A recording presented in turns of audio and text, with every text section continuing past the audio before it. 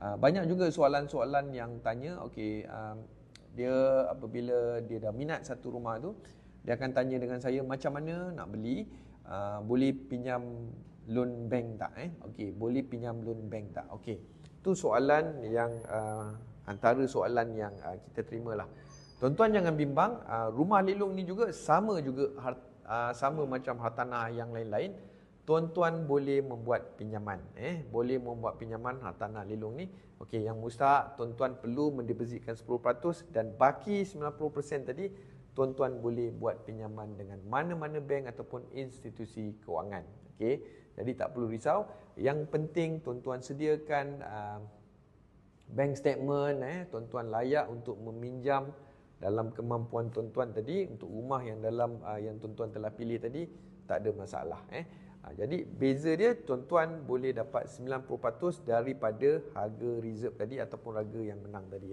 Ingat, okey, lagi satu soalan yang kadang-kadang diorang tanya, bezanya boleh tak dia pinjam selepas kita beritahu boleh pinjam bank, nanti ada yang tanya dengan kita boleh tak dapatkan 100% loan. Okey, tuan-tuan dan perempuan, dia berbeza. Macam kita beritahu tadi, kita ada 3 platform nak beli rumah. Boleh beli rumah baru, kita beli rumah subsale ataupun beli rumah lelong.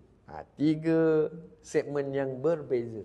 Jadi kalau beli rumah lelong, tuan-tuan perlu deposit 10% dan baki tu tuan-tuan boleh pinjam bank. Okey, nak keluar WSP pun tak ada masalah.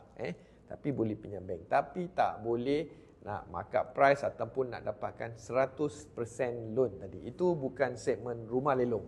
Cuma yang pasti tuan-tuan kena ingat, bila rumah lelong ni, harga yang tuan-tuan dapat biasanya adalah lebih rendah dan lebih murah dari harga pasaran. Itu segmen yang kita dah terangkan lah. Beli rumah baru, rumah subsale dan juga rumah lelong. Lebih rendah daripada harga pasaran, lebih murah. Yang penting tuan-tuan kena bijak dan pandai memilih rumah tersebut. Okey, jadi bila tuan-tuan dah membayar deposit, tuan-tuan akan pinjam rendah. Jadi komitmen bulan-bulan tu pun rendah. Tak perlu pinjam 100%, pinjam tinggi. Tepuk dada tanya selera tuan-tuan dan perempuan, nak beli rumah murah ataupun nak pinjam mahal. Saya tak ada masalah. Tuan-tuan kalau nak pinjam mahal mungkin melalui subsale boleh. Boleh dapatkan untuk pinjaman. Barangkali ada prosedur yang mengizinkan tuan-tuan untuk mendapatkan 100% pinjaman. Tapi tuan-tuan pinjam mahal, bayar komitmen bulan-bulan mahal. Okey, harga tuan-tuan kena semak harga pasaran rumah tersebut. Okey, harga lelong juga tuan-tuan kena semak harga pasaran. Okey, supaya jangan beli lebih daripada harga pasaran.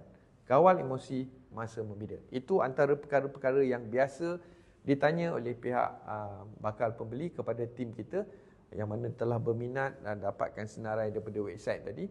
Macam-macam rumah ada. Lagi satu, pilihan dia banyak. Dari masa ke semasa tuan-tuan boleh buka website tu, pilihan banyak. Okey. Nah, tuan-tuan, saya suka nyatakan beli rumah lebih murah dan mudah melalui platform rumah lelong. Okey, baik tuan-tuan.